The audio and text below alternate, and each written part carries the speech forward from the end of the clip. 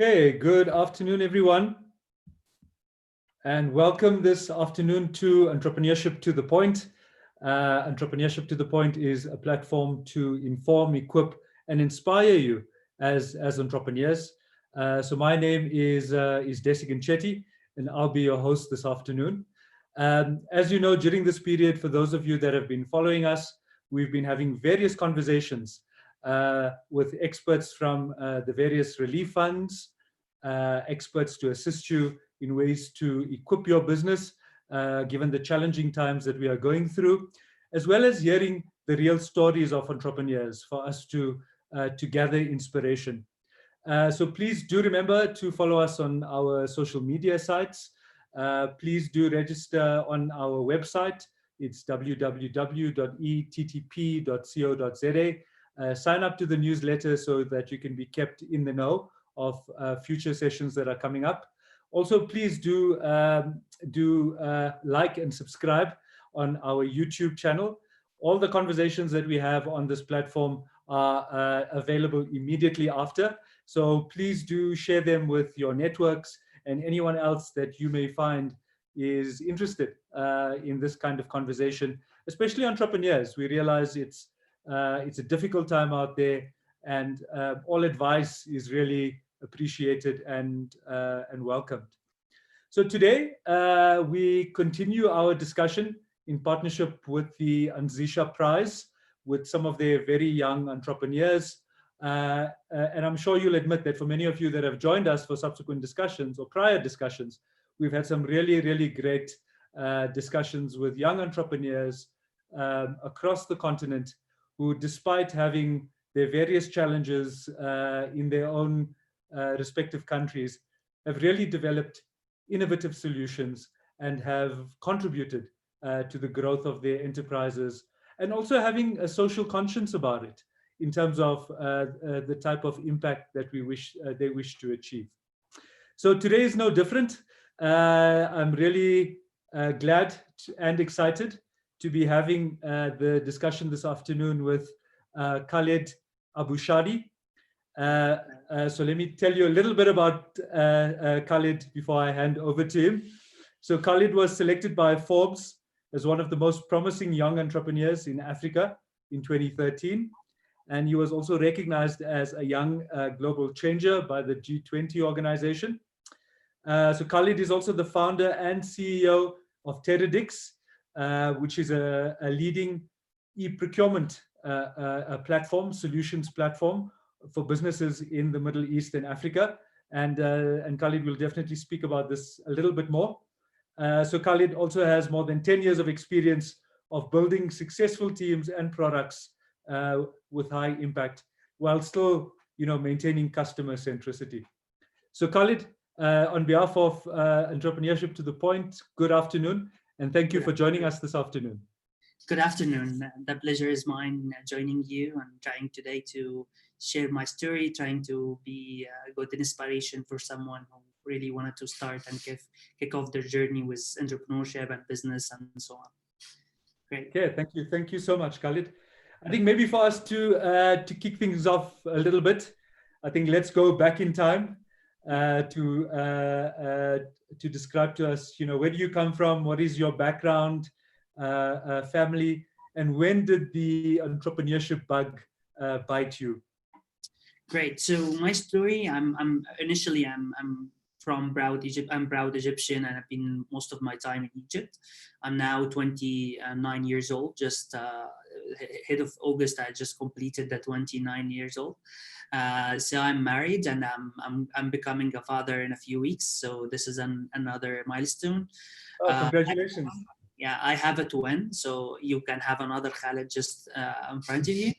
And most of my family, I have another, we are four brothers. And most of the family are doctors, so I'm the only engineer. So I studied, and this was unusual for the family.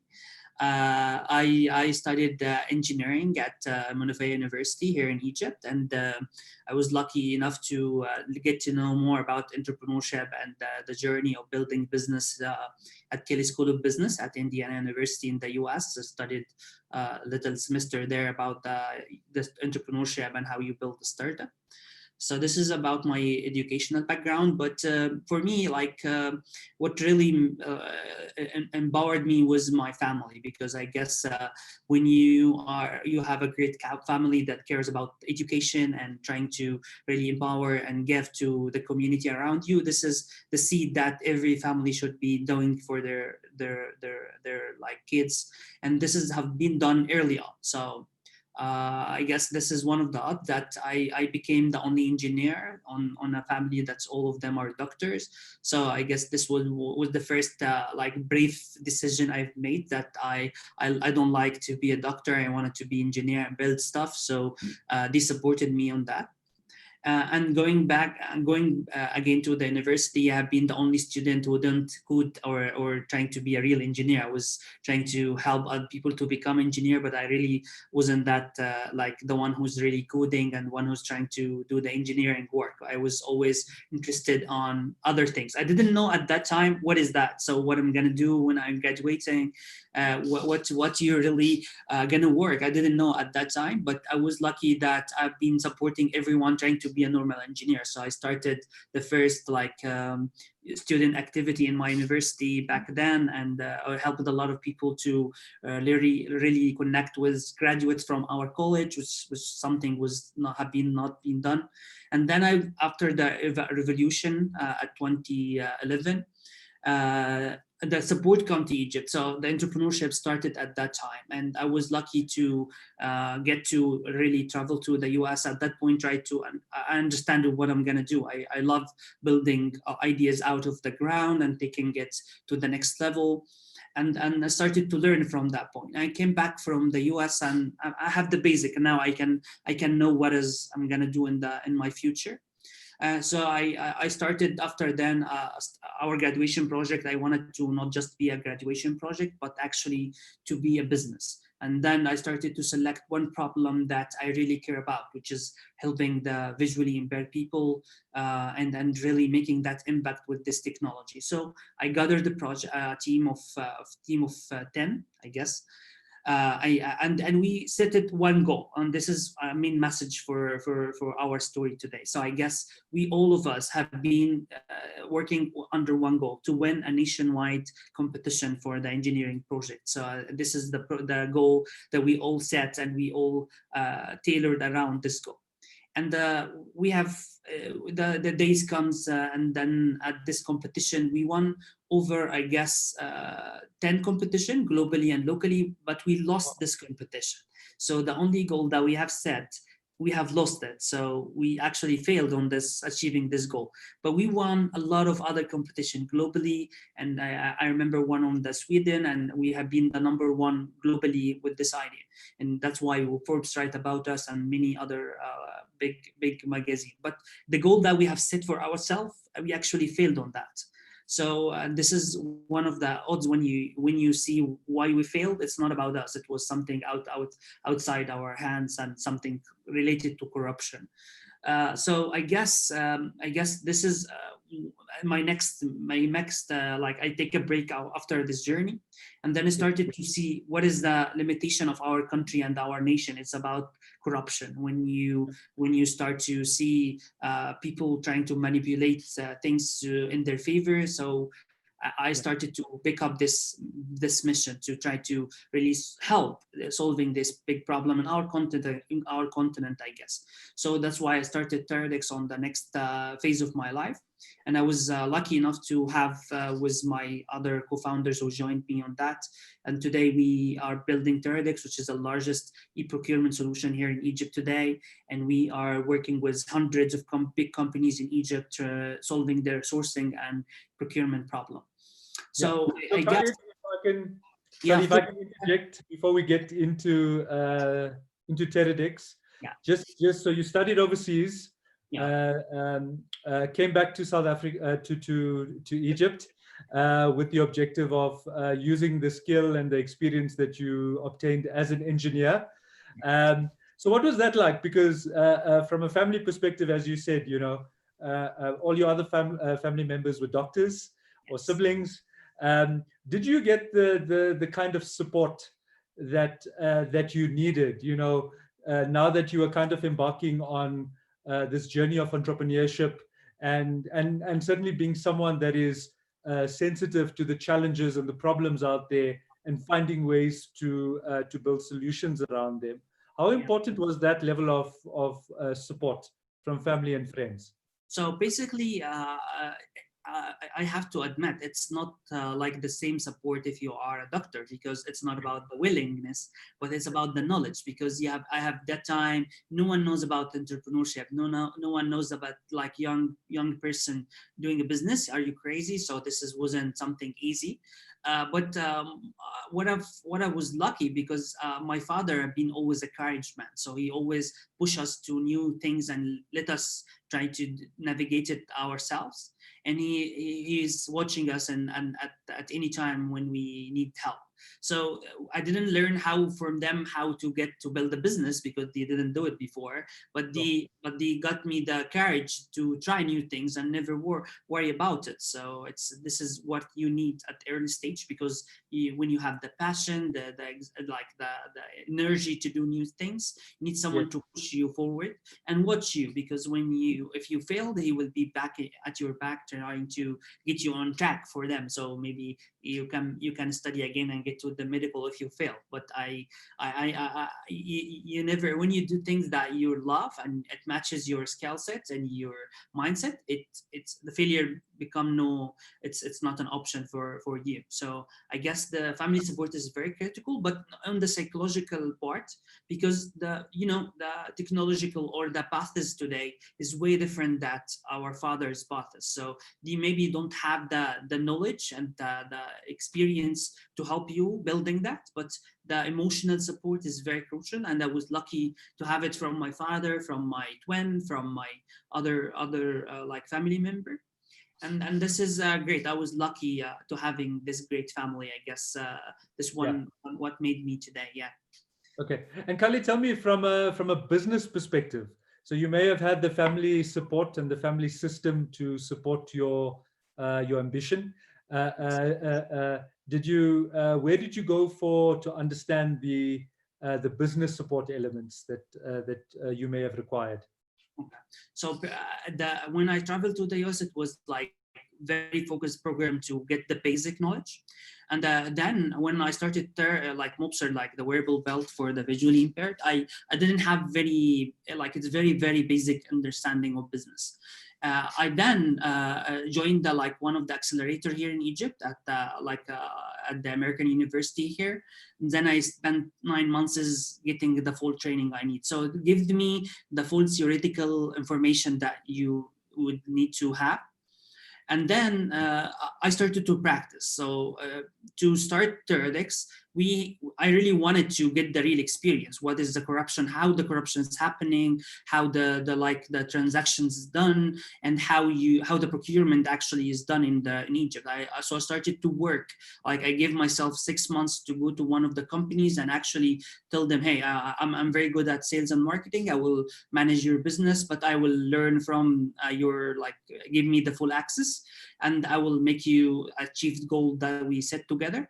And from that, I get to the real work. I get the access and started to trade, and I was a very good salesperson. I went to achieving targets, what is happening, how the sales is done, and I learned it from the real experience. At the end of the 6 months, the exact date I retired from I resigned from the company, and I started my own journey. I was very dedicated on that. I was going to learn it not only theoretically, but I need the experience on ground to really learn about how this is done, what is the challenges, and how the solution could be beneficial. So just listening and trying to hear from other people is not enough. You need to get yourself into the ground and see how this work, what is the challenges, get closer to what is the problem, and what kind of areas you can penetrate this problem. So Yeah, I guess this that's is such an important point, Khalid. I think that's such an important point because you immersed yourself into the nature of the problem. You know, yes. you didn't get the input, or you may have got some input from other people, done some research, but I think the best learning is to be able to be on the ground, understand the situation for yourself, and then Yes. realize where those opportunities may emerge from. This is very, very much needed, especially when we are young. You can be pushed easily, and you can say, hey, it's easy, start the next idea, will get investment, and you will learn, and you build a great product. But this is actually not going to happen unless you get yourself immersed with the problem. Of course, the problem is the main thing. If you understand the problem correctly, and if you really understand the dimension of the problem and how you address the different stakeholders of solving this problem, you will not succeed. I guess this is major, like a lot of great ideas, great product have been built, but it wasn't really addressed with the on ground, how to really introduce this tool or this solution to the stakeholders and get them to align and use it and love it. So I guess this is one of the early things I have done. I was lucky to make this decision.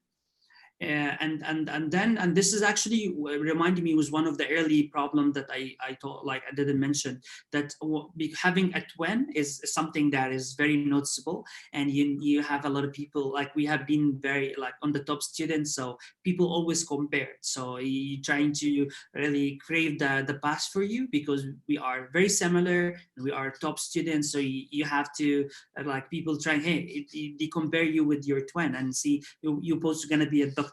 So one of the decision I made, that I told my father that I actually I need to split from my twin. I need to go to another school outside our village, and trying to be on myself to really explore as what is my capabilities and what is the areas that I can do. And once I did that, this would the best decision ever I made, because since that I went to do in the new school, there have been many other activities than the other one, and trying to find I'm very good at like a lot of other activities I never done before. I started to shape up my personality and starting to figure out why I'm different, and what is the areas that I would build my strengths on that.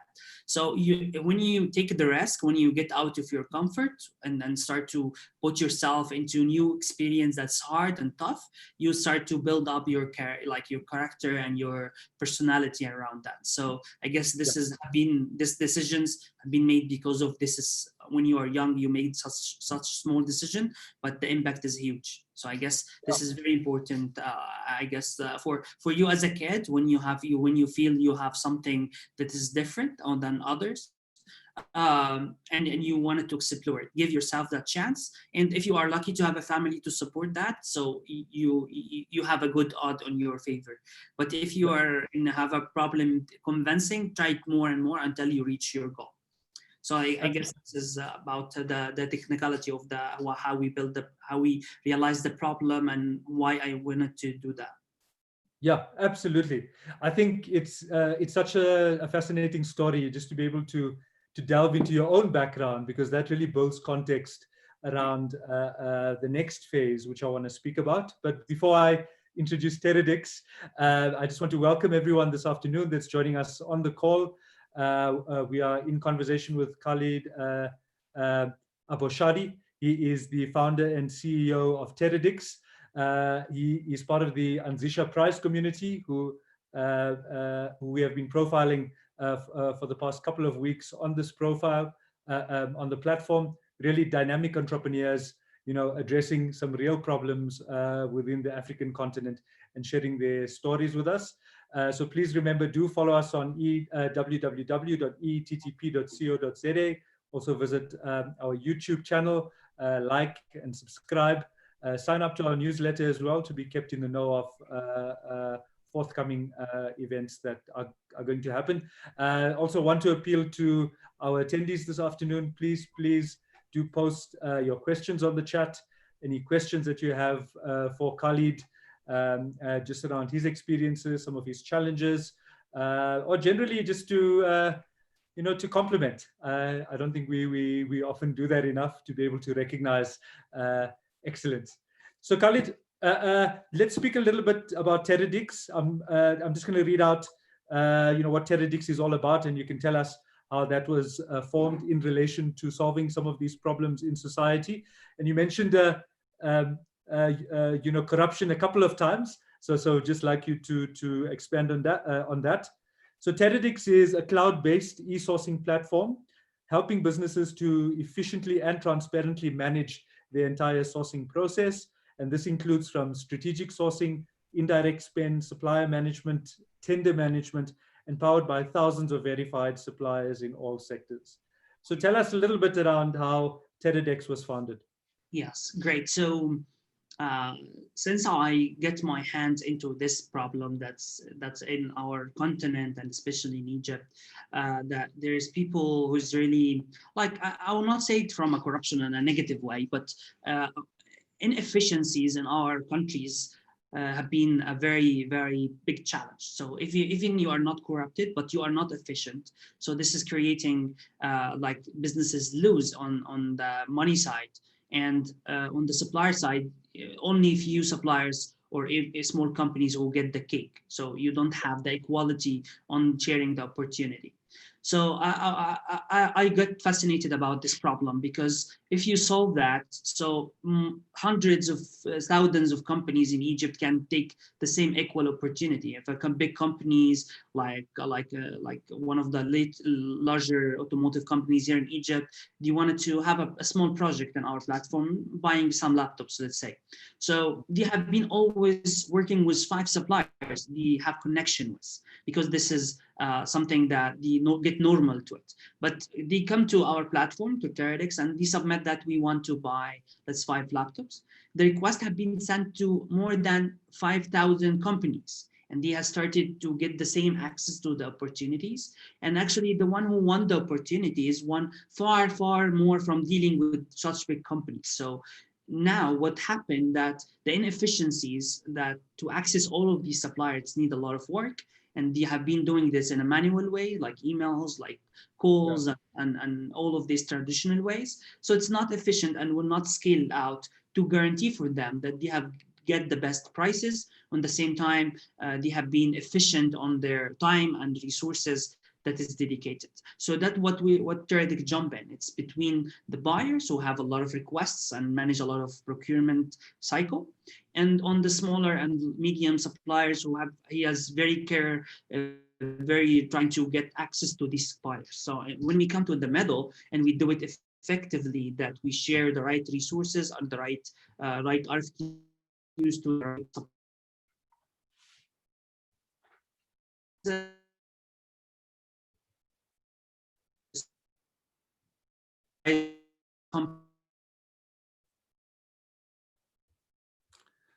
Okay, I think we are losing connection with Khalid. Khalid, are you still there?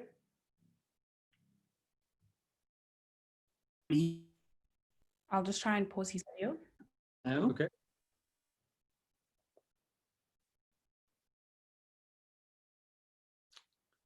Hi, Khalid.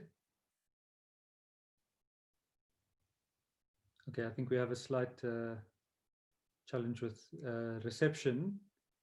So we are just going to try and get Khalid to dial in again. So apologies to everyone. I think these are some of the challenges that we are certainly facing nowadays. Khalid was calling us from Egypt as well. So, there may have been some type of interference, but we are trying to get a hold of him again to dial back in. So I think really fascinating story around Teradix, which I hope we can still continue, around how through the system, Khalid has been able to streamline certain elements of the procurement process to bring up some level of efficiency. And I think, much like in the South African context, as he had mentioned, with various elements around corruption and inefficiency, I think Khalid has found a way through Teradix to try and solve some of these challenges. Khalid, welcome back. Sorry, I think you got disconnected for a second. Can we please unmute Khalid? Hello. Hi, Khalid, you're back. Sorry, you got cut off just as you were taking us into the detail of Teradix. Yes. It's about, like I said, it's all about the inefficiencies in our operation. Just Yes. 1 second to silent WhatsApp first. Okay, so now we are back. So it's about the inefficiencies to really that's problem in our like business environment today in the region, and we're trying to do this in an easy and very localized way. So if you come to Teradix and try to use it once, you will be really, really in love with how easy, how localized it is. And this is one of the core. To solve it need to be, especially in the business to business world. So it is the main element of success is to still now is about on solving the problem in an easy way that every stakeholders wanted to jump in and try. The core always how this is, we are in a basic field for every company. Every company is procuring and every company are sourcing for their enterprises. So we have a lot of alternatives, and they have a lot of option. And this comes to our real we say it's the real core of Teradix, of building the largest network in Africa. So if you globally look out the e-procurement, you will find a lot of solution, you will find a lot of great products, but the procurement or the business to business relationship, it's not connected. So we wanted to connect the businesses together, and especially in Africa, and we have a great passion to Africa. And we really see the potential, like everyone saying Africa is the real future, but we wanted to make this a reality. We wanted to connect Africans in a very efficient way. So imagine today in a small village in South Africa, a great supplier of maybe a little bit of supply, IT or like a local supplier there in this development, connect with big manufacturers.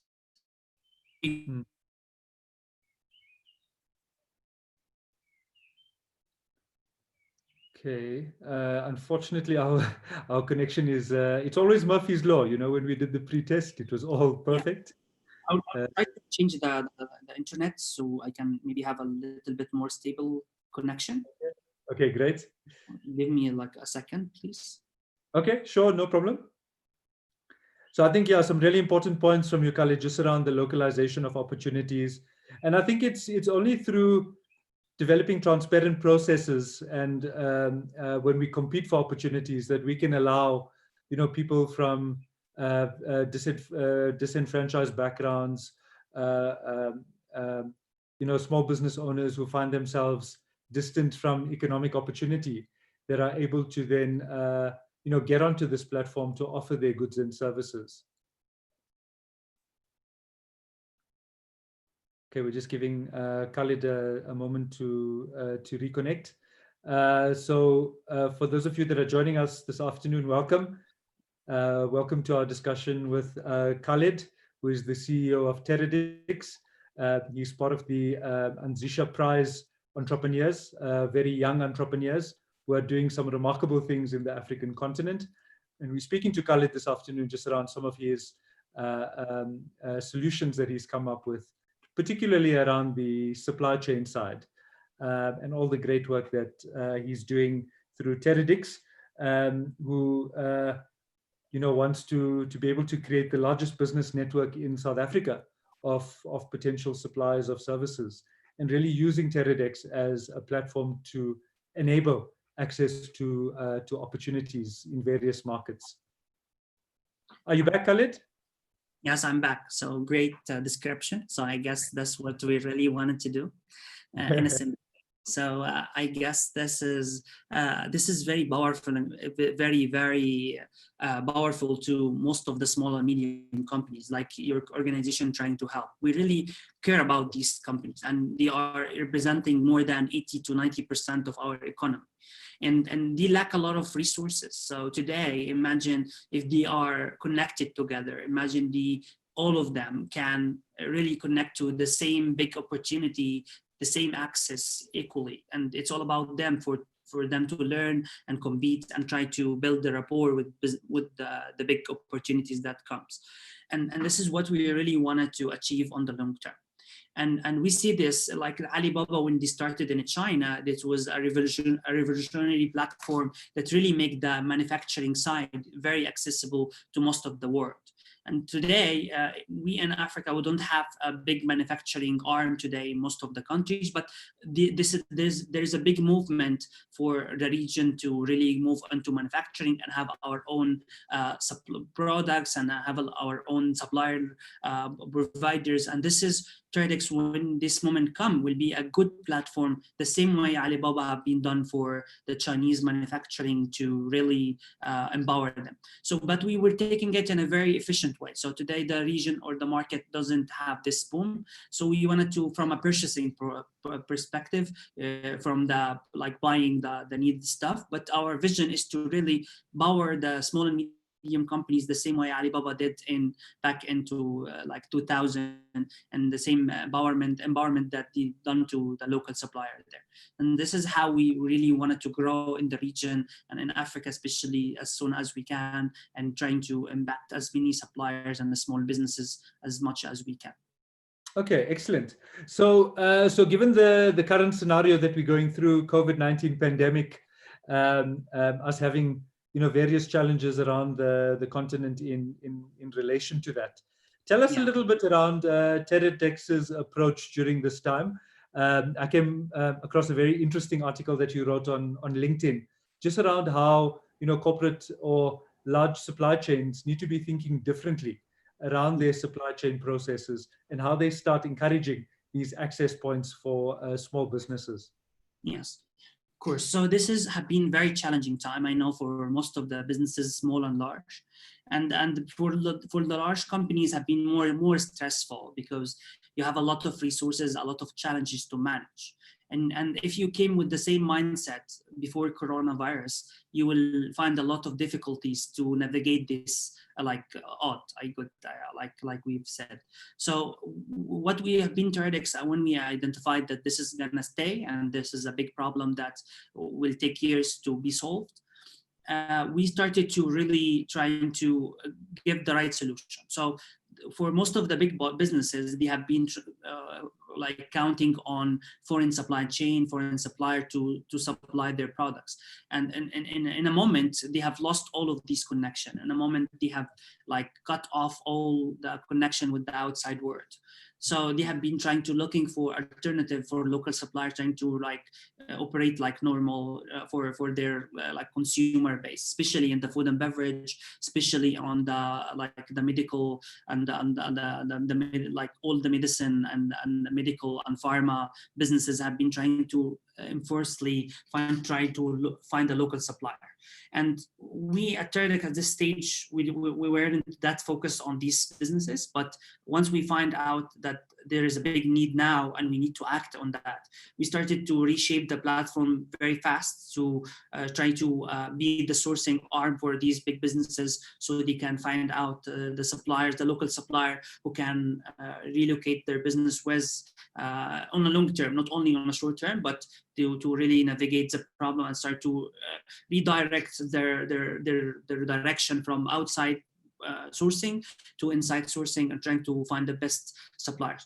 And this have been tremendous. So on the basic level, for every companies have been searching for masks and sanitizers for their businesses, we have been able to match them with instantly. And not only this, but giving them a very bidding way so they can get the best prices. And the prices have been fluctuating a lot, and you need to be in a good shape so you can navigate get the best prices. And I've been doing in a digital way through reverse auctions. So we will not only give them access to suppliers, but have been giving them additional experience to negotiate prices, which have been empowering them to get best prices.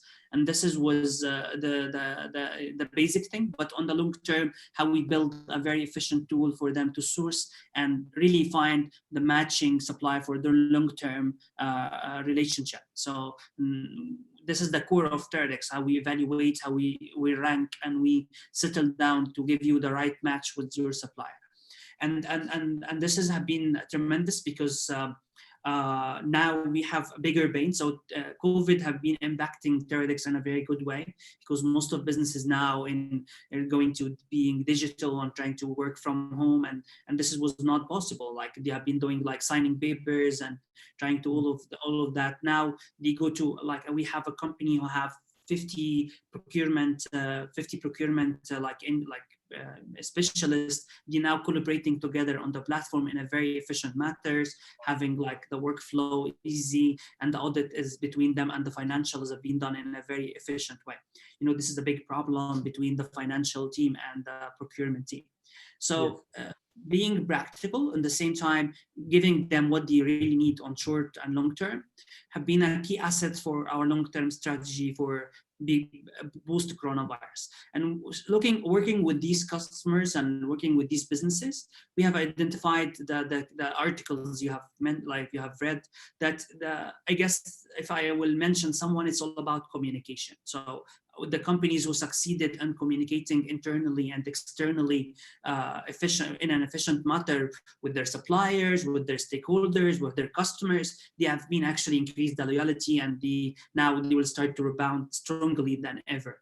And the companies who have failed to communicate efficiently, they have seen like losing talents, losing like really suppliers who thought that it will not continue. Like in the hard times, you didn't work with me or didn't give me a clear instruction about what you're gonna do. I will be hesitating to deal with you in the future.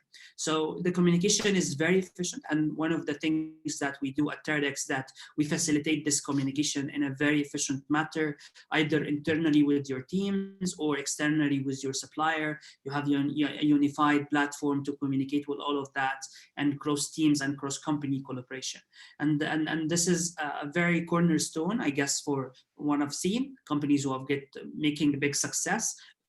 Companies who have pivoted actually to a new line on a new businesses, and all about communicating with their customer. What is your current needs, and how we could utilize the current resources. So I guess this is the number one, I guess, success factor for most of the businesses who got over coronavirus now. But of course, it's challenging, and comes with a lot of hard decisions that they have made. And I guess I can share solidarity with most of the people who lost jobs and businesses who get out of business because of that. But I'm sure that this is a lesson learned for most of us as individuals, as small businesses, or even a large enterprise, that in a moment you could actually turn everything up and down. So you need to have a resilience business. You need to have a mindset of getting over these odds on your ways, and how you navigate that. So I guess this is my like, we should learn how to navigate the odds on our life. Absolutely. And I think such great perspective you have on, taking a very difficult time in our history and finding an opportunity to do something positive. Yeah. Tell me, what is your view around the Continental Free Trade Agreement? Because certainly that is meant to be an enabler to be able to transact across the continent. Obviously, that has been suspended for a bit of time now. Just what's your view on that when it comes back into operation? Of course. So the most powerful things on business, it's about connection. Okay, so when businesses on Africa have now a very easy to use like they can trade in a very efficient manner, and they have cross-border trade between each other, and this represents the point that in a huge river that gonna scale about like gonna make a lot of float on the region, because most of like we said before, inefficiencies in our operation and efficiencies on finding our business partners have been like trimming a lot of potential of our companies and on our businesses. When this act will be on place, now you remove all the barriers, you make it easy, you make it affordable for us to trade between each other. So at least we will explore what is the potential trading in Togo, trading on South Africa, what is the potential there. So the missing part will be the efficiency of connecting each other, and being as a business, I will find my other business who can trade, who can sell, who can doing a due diligence in an efficient matters. And that's what we are trying at Teradix to solve, and we're trying to do it as much as we can. So with the political will on place, and with the tools and connection done in an easy way, it comes to the businesses to really like the government to empower small supplier to really explore. You now open a market that's huge, that millions of people. It's now the government role to really empower these small business with financial support, with guidance on how to export and the logistics part. So it comes with a lot of like part of the equation, but at least the connection have been started. It's the river have been, the first drop have been into the river. It's time now to flood and moving between all between our countries.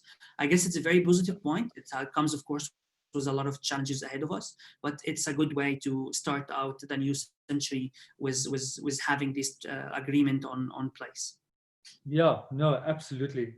Absolutely. I think such a fascinating discussion with you, Khalid. And I think as we reach the end of our discussion, just wanting to get from you some tips and some advice that you would be able to share with other entrepreneurs who may be listening into our conversation now, just around some of the challenges out there. I know in our discussion earlier, we spoke about Africa Connected Youth, and certainly connection has been one of the key themes in our discussion this afternoon. So what are some of those tips that you would like to share with other aspiring entrepreneurs out there? Yeah, so I will get it from my personal life, I guess. Do what you love. The first thing that you need to do, the things that you really love. So if you become a doctor and you wanted to be an engineer, your life will be miserable. So you need to take that chance to do what you love.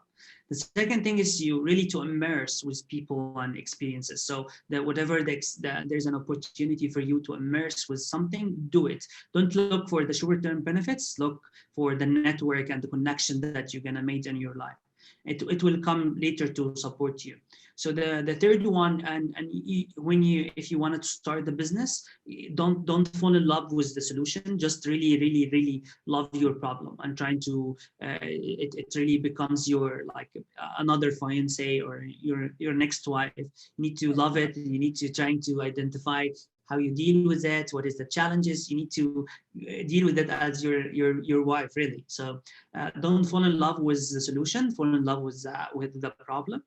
And the final one is to be really resilient. So you will find a lot of odds in your life, on the personal level, like you have a new pandemic happening in the world while you are launching your product. So this is like very odd to happen in the world, but it's happening. So you need to be resilient, and it comes with the mindset you build over every experience you have in your life, and the support system you bring to you, and how lucky you are. Like you sometimes lucky playing an important fact on that.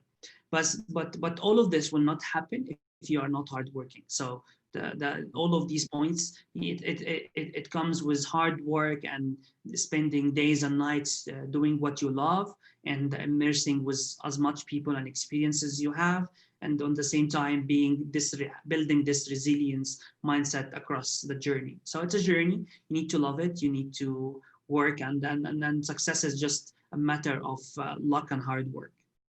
Yeah, no, absolutely. So Khalid, thank you so much. It's been such a pleasure hosting you this afternoon and hearing your story, and really wish you all the best for Teradix. I know you did say at some point you'd like to come to South Africa. Yes. Please do, and we'd definitely like to connect when you are here. So thank you once again. Thanks to Khalid. Thanks for spending time with us. I think some really, really great advice that you gave at the end for entrepreneurs out there.